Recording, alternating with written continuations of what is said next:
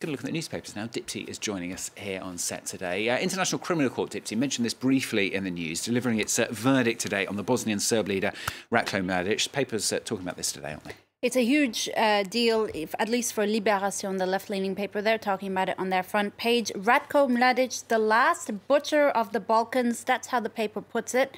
The Bosnian Serb leader is accused of genocide, war crimes, and crimes against humanity, particularly for his role in the 1995 Srebrenica massacre, in which thousands of Muslim boys and men were slaughtered.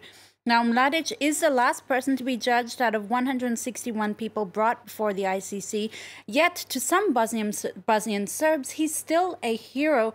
All the more reason that this trial has really divided the country. Libe's editors, though, hail the fact that at least he's been tried by the ICC. I quote, "A little justice and hope is bringing some light to the memories of people tormented by murder and war." You found a piece in Le Monde, haven't you, delving into the 4,600 witness statements gathered by the ICC for this trial. That's right. And if you bear with me, I'd like to read just a passage from one of those testimonies. It's very harrowing. It's a testimony of a former soldier in Mladic's army. Now, let me quote here. "There was a pile of dead bodies that no longer even resembled humans. There were pieces of flesh, and then a human being emerged, a 5- or 6-year-old boy. It was unbelievable. This little human began walking from the heap, began walking towards the men with their machine guns. All those soldiers, those policemen, suddenly they lowered their weapons and everyone was just frozen in place." Now, just for some side note info, the commander actually ordered his men to kill the little boy, but this witness, who was a soldier in that army, actually took him to the nearest hospital, saved his life, and that little boy eventually gave his testimony years later to the ICC. Wow, amazing to get just the odd positive story as well. Nicely put, Dipti. Let's come back to France now. Les Echos is rejoicing in the news that the European Banking Authority is coming to Paris. This is after Brexit, of course. Well, Paris seems to be on a winning streak, right? We had the Olympics, the Rugby World Cup, Yes. so we're definitely a hero of sporting events. Now we're a hero of the banking world, apparently. Paris has been named the city that will be home to the European Banking Authority after Brexit. Now, France is no longer a paradox. That's what the business paper Les Echos says, noting that under François Hollande, France was kind of the enemy of finance. Well, now they're welcoming the European Banking Authority with open arms in what Les Echos calls a, quote, strong symbol for a country reputed for not liking finance.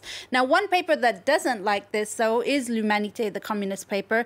They say rather than celebrating the relocation of the European Banking Authority to Paris, France should be looking instead to prioritize development budgets and, I quote, fiscal and social harmonization.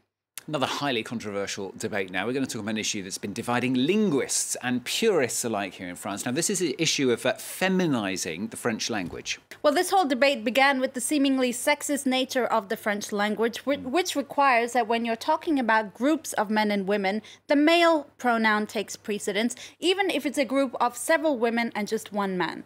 Now, similarly, there's been uproar over the fact that certain professions use the male form even when denoting female workers. For instance, you have pompier, which is a firefighter, but pompier for a woman is still the same. They use the masculine denomination. To feminize or not, well, that's what La Croix, the Catholic paper, is asking on its front page. For his part, Prime Minister Edouard Philippe has struck down this idea, saying there will be no feminization of French, at least in official documents. Not everyone thinks this is a worthy debate, though, do they? Well, strangely, this perspective is coming from two women, an historian and a journalist. The women have penned a piece for the website Lobs, in which they call for gender equality to be enshrined in the French constitution, but they call this debate around linguistic inclusivity a, quote, decoy, a, quote, cosmetic combat that's actually discrediting the real fight for gender equality. Okay, finally, we're going to end with a marriage proposal that went wrong in Marseille over the weekend. All right, this is hilarious. So we know that men are often under a lot of pressure to make their marriage proposals funny, unique, memorable, what have you. Well, on the weekend, a couple in Marseille climbed up a floating crane on a construction site. Right. There, the man was to propose to his girlfriend. The only problem, apart from this being a pretty stupid idea, was that it was near a theater where a very controversial French comedian, Dieudonné, was performing. So police were on high alert. They saw the couple up the crane. They thought that they were trying to plan some kind of violent attack. They mistook the man for a terrorist, ordered the couple down, searched them, submitted them to identity checks, and then a little sheepishly, the couple explained they were actually in the process of getting engaged. Clearly, we ruined the moment. That's what police have said, according to Le Parisien. And they let the couple back up the crane so they could propose that's nice. Properly. Yeah. And for information, she did say yes. At least it kind of made it a proper event. That's right. A worldwide event. And memorable. You've made it worldwide now and not by mentioning it on France 24. Thanks, Dipti. Dipti Laurent on France 24.